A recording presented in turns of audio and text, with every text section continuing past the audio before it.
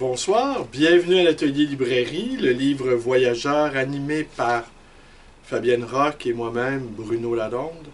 Nous sommes à Montréal le 30 juin 2022. Alors, aujourd'hui, je vous lis 3 ou 4 poèmes tirés de ce vieux numéro de la revue Liberté.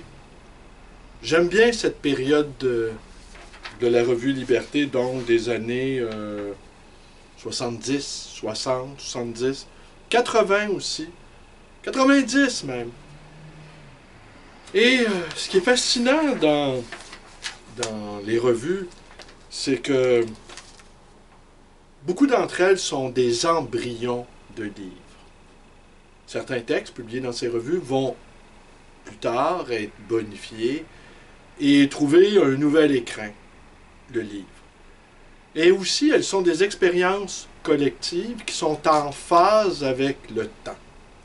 Et une expérience collective où certains auteurs, avec le recul des années, comme ici ce numéro qui date de 1973, presque 50 ans, certains d'entre eux, certains de ces collaborateurs, de ces collaboratrices, en assez peu grand nombre, je dois avouer.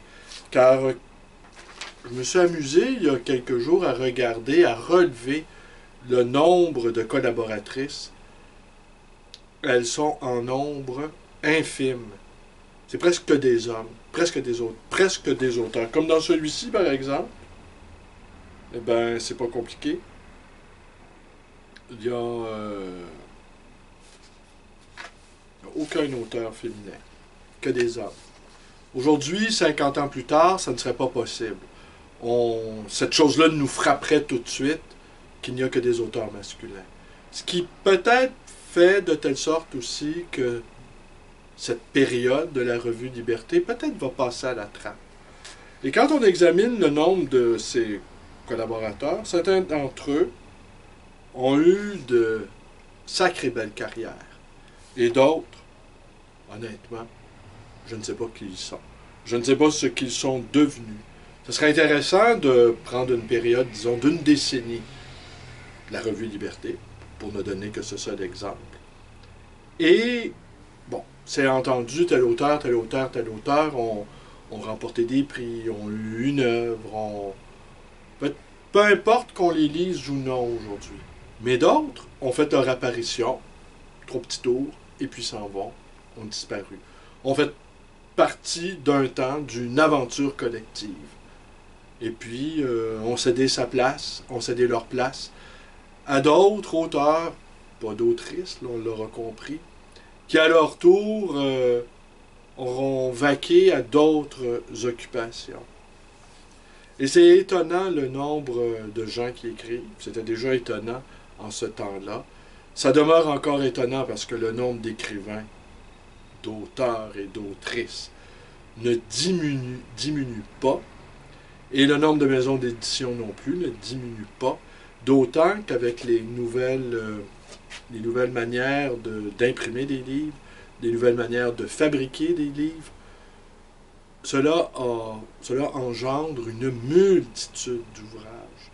J'ai cru comprendre, quelqu'un m'a dit que le nombre de publications doublait aux 10 ans. Alors, et là maintenant, c'est une abondance folle, mais c'est une abondance qui, pour ma part, je ne m'en désole pas, contrairement à beaucoup qui jugent qu'il y a trop de livres.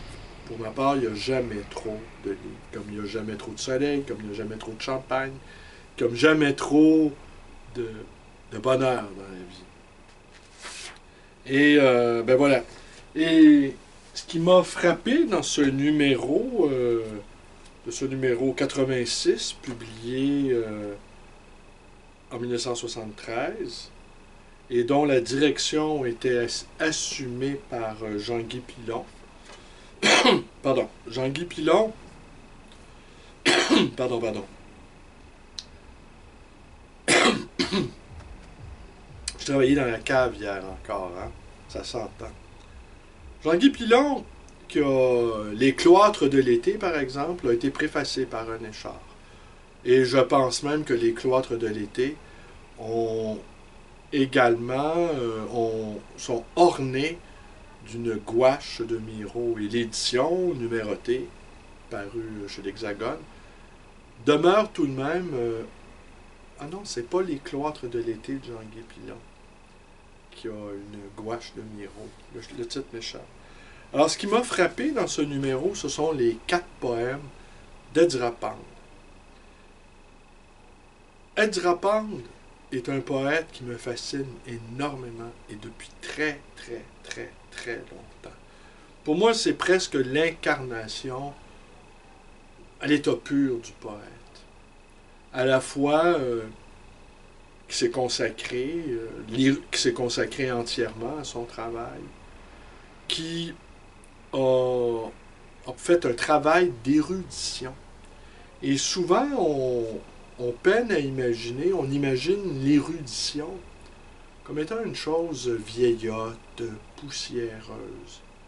Mais les grands novateurs s'appuient d'une part sur la tradition et d'autre part poussent la réflexion jusqu'à l'érudition. Alors, il n'hésite pas il y a quelque chose, en fait, voilà, il y a quelque chose de révolutionnaire dans l'authentique érudition. L'érudition, ce n'est pas tout savoir sur un détail. C'est découvrir quelque chose qui aura échappé à la majorité des analystes, à la majorité des commentateurs, à la majorité des gens qui auront étudié passionnément tel ou tel sujet. Alors forcément, un poète comme Ezra Pound, qui était à la fois quelqu'un qui s'appuyait sur la tradition, qui est allé très très loin dans l'érudition, qui a fait de telle sorte qui a offert un regard neuf sur le monde. Et c'est aussi ça la tâche de la poésie. Ce n'est pas que de nous donner des raisons de vivre, c'est de nous offrir quelque chose qu'on n'avait jamais vu avant.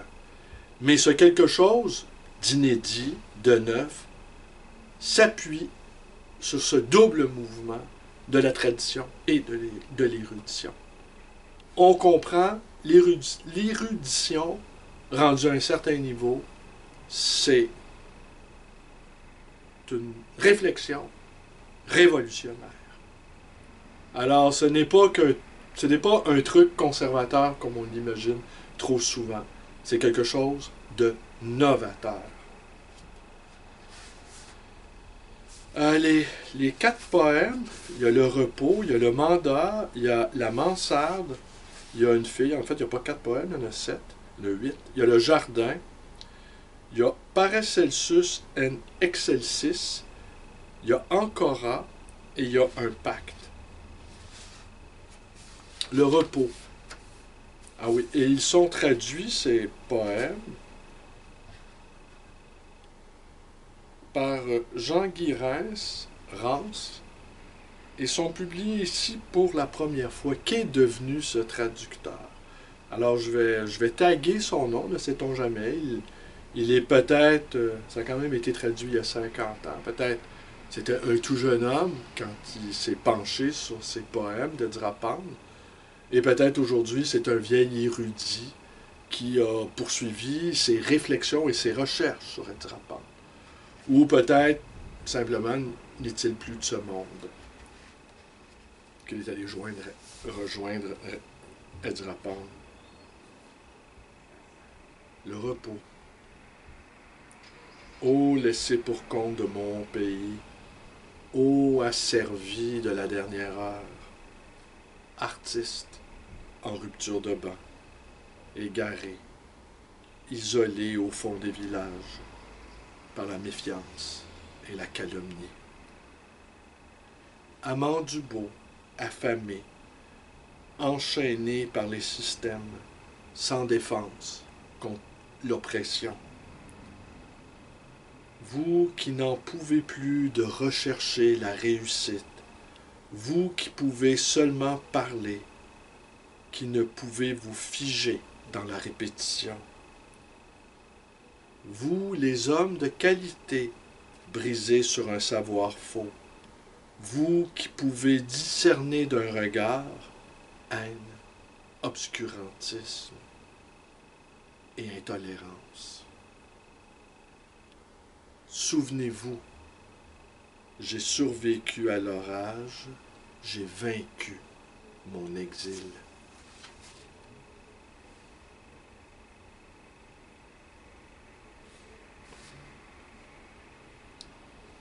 Viens, la mansarde.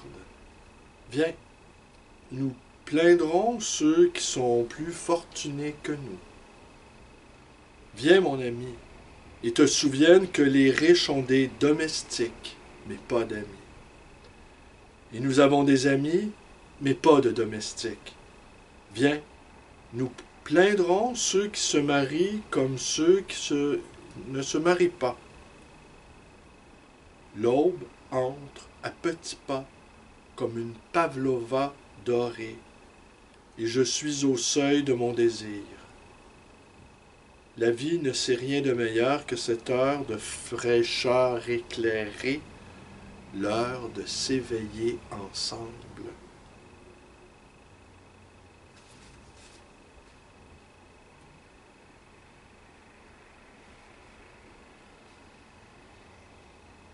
Le jardin.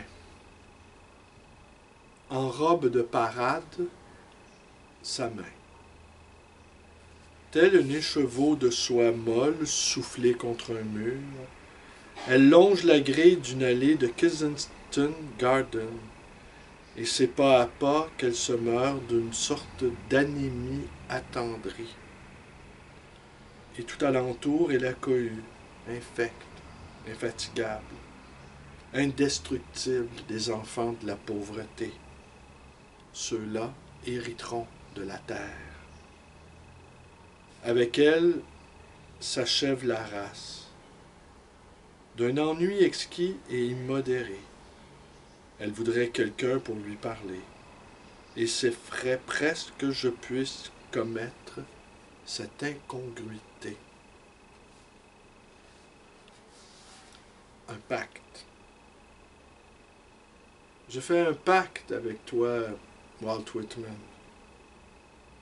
Assez longtemps, je t'ai détesté. Je viens à toi comme un enfant qui a grandi, avec un père têtu comme une mule.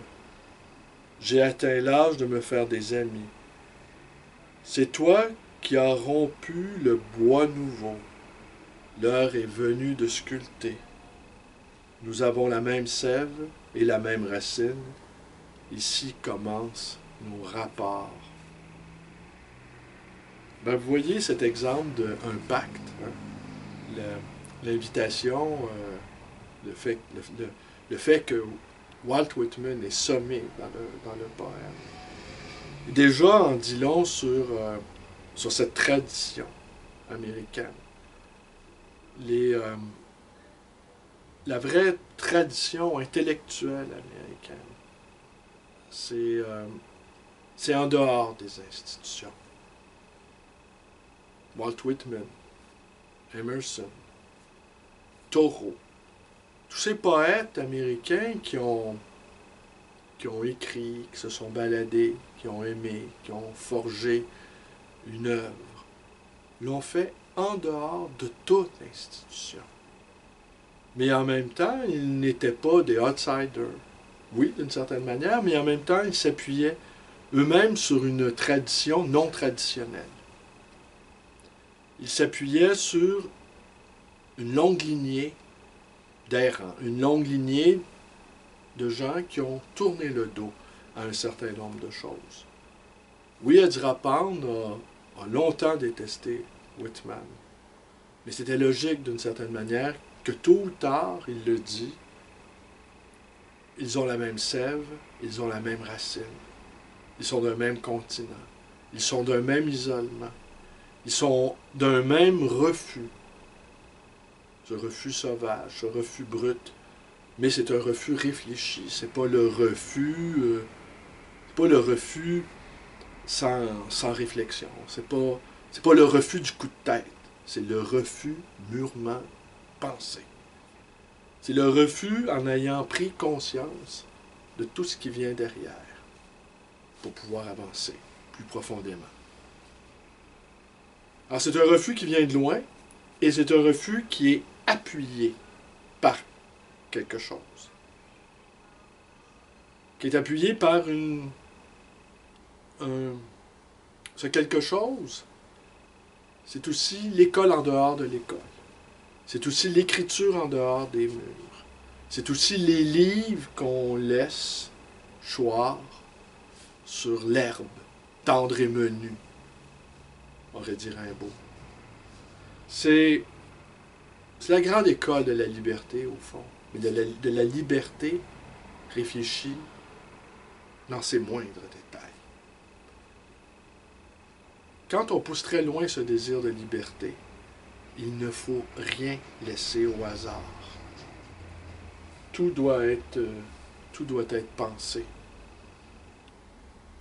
J'aime beaucoup cette figure d'Ajrapan aussi, et je ne vous cacherai pas, peut-être il y a deux choses qui sont survenues dans cette séquence lazaréenne. La guerre en Ukraine et la mort de ma mère ont fait de telle sorte que j'ai probablement qu'une seule envie, en tout cas c'est une envie qui est grandissante, celle du détachement. J'étais horrifié, je suis horrifié, je demeure horrifié par les commentaires savantissimes de certains analystes politiques sur la situation en Ukraine. Je suis meurtri aussi et très, très révolté par le silence, presque complice en mon sens, des autres. Et sur le plan personnel, la mort terrible. Ma mère est morte dans des souffrances assez inimaginables au fond. Et ces deux événements qui coïncident presque, ma mère est née, je l'ai dit, elle est née pendant la Deuxième Guerre mondiale, elle a quitté ce monde sur un arrière-plan aussi de guerre mondiale qui couvre et qui peut dégénérer à tout moment. Je pense que nous sommes tous conscients de cela. Eh bien, ces deux phénomènes, à la fois une sorte de dégoût, de dégoût de la chose politique, d'une certaine manière. Et la fin terrible de ma mère, ça me donne le goût de pousser très loin, au fond, l'aventure de la poésie. Ça me donne le goût d'en lire davantage, ça me donne le goût d'en écrire, ça me donne le goût d'incarner la persona du poète. Et c'est pas important d'écrire ou pas, même à la limite de la poésie. Ce qui compte, c'est que la poésie donne un sens à l'existence. Et cette nécessité vitale que je ressens de donner un sens bonifié à mon existence me semble bien être la boussole qui va guider mes pensées et mes réflexions, sans doute, dans les prochaines semaines, les prochains mois. Ben voilà. Alors, Ajrapan, même s'il a beaucoup erré politiquement, hein, vous le savez, Ajrapan, pendant la Deuxième Guerre mondiale, était en Italie et animait une émission de radio. Il était pro-Mussolini et après, il a fait de la prison. Il a fait de la prison, il a été incarcéré pendant plusieurs années. C'est aussi le poète qui a le plus influencé notre poète ministre, Gérald Godin. Gérald Godin, son maître à penser, son maître en poésie, en fait, était Ajrapan. On va continuer de tourner autour d'Ajrapan, je pense. Je vous remercie d'être avec moi. Portez-vous bien. Et à demain. Et ce qui est assez curieux, c'est que on s'approche, je m'approche, ça va faire 5 mois consécutifs que je fais des vidéos. Et l'année dernière, la séquence obsédionale a duré 5 mois, et après ça, il y a eu une assez longue période où j'étais plus là. J'ai complètement disparu. Il faut dire, la vie m'appelait. Je n'étais pas disparu du monde de la vie, va sans dire. Mais là, j'ai pas envie de quitter. J'ai pas envie de quitter. Dans quelques jours, nous prenons des vacances, Fabienne et moi, pour quelques très courtes journées. Mais je vais m'arranger pour là où je vais être, soit faire des vidéos que je vais proposer plus tard sur ma chaîne, ou soit essayer de vous les proposer le soir même ou le lendemain matin. Mais il y en aura une quand même à chaque jour. J'ai quelques livres là, que j'apporte avec moi, et, dont celui de Fédier, dont celui de Christophe Hainaut, que j'ai reçu hier, et Giovannoni. Voilà, Jean-Louis Giovannoni. Ouf. Alors voilà, je vous remercie d'être avec moi. Portez-vous bien et à demain.